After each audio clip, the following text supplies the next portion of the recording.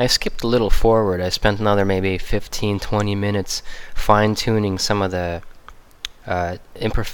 differences in shading that we did. Just a little bit more dodging burn. Didn't want to have you guys bear through all of that and bore you to death. So let's go ahead and move forward. Right now, the thing that's bugging me is this piercing. I want to get rid of that, but we don't have any patches of skin that matches up closely to that to fix this quite easily. Otherwise, we could have just used the clone tool. If we had something of this shape somewhere else in the image, we could have just cloned this up and mashed the color a little bit. So we'll have to do it the more difficult way, which is just taking a patch with the healing brush, and I'll let me see, let's make this a little bigger, about this size, and I'll pull my patch from here and then go ahead and apply it over there just like that. I know that pretty much destroys that whole entire piece of ear, but that's okay. We'll fix that up, and I'll go ahead and place another patch right there. While we're at it, might as well get rid of this stray hair, since we're not going to extend these after we're done. So let's go ahead and fix this up real quick. There we go. Get rid of that stray hair.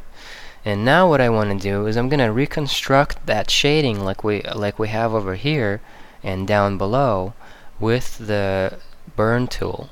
So let's go ahead and pull the burn tool. Make sure the exposure is nice and, well, actually let's start with something like 15, and then we'll drop it down once we make our initial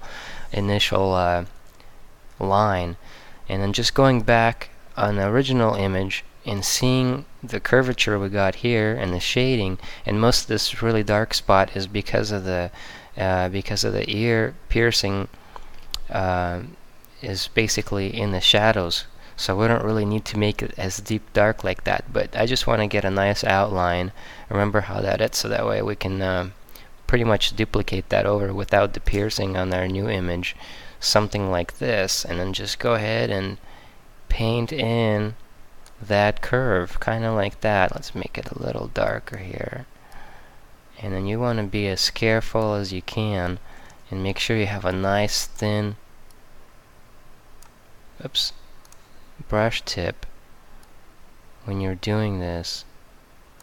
Okay, kind of like that. That'll work pretty well. I'm gonna go ahead and make my brush a little smaller and give it one more careful pass.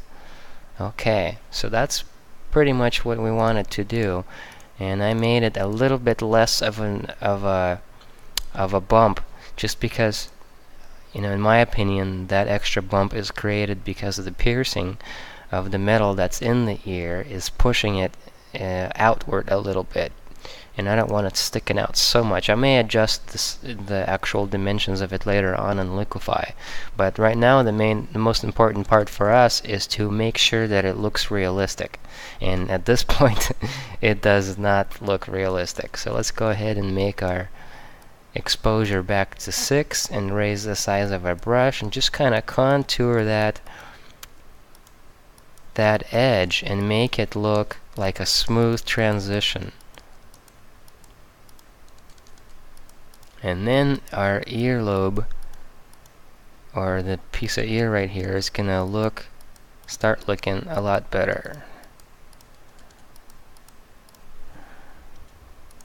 Okay, something like that. Let's bring down this.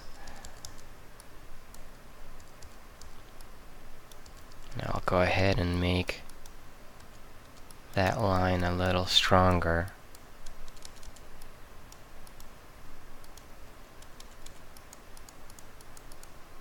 Okay, so now let's go ahead and do a little bit of dodging. Right here we got a little remnant from the previous shadow that I want to get rid of. And let's see how this looks from further away. Sometimes it's nice to pull back a little bit and then click the before and after just to see how things are matching up. And I do want to burn it a little bit further, as I do see a little bit of a line make sure we get rid of anything that makes it look fake. Let's go ahead and darken up that other portion of the ear as well.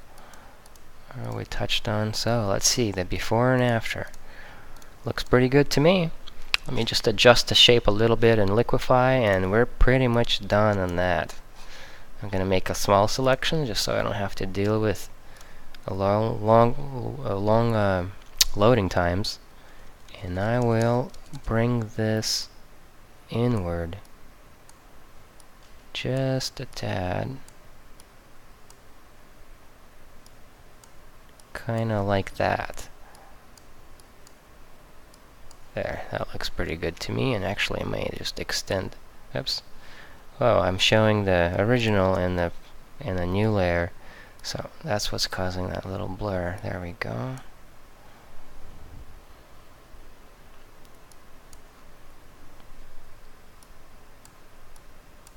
Something like that along those lines should do good.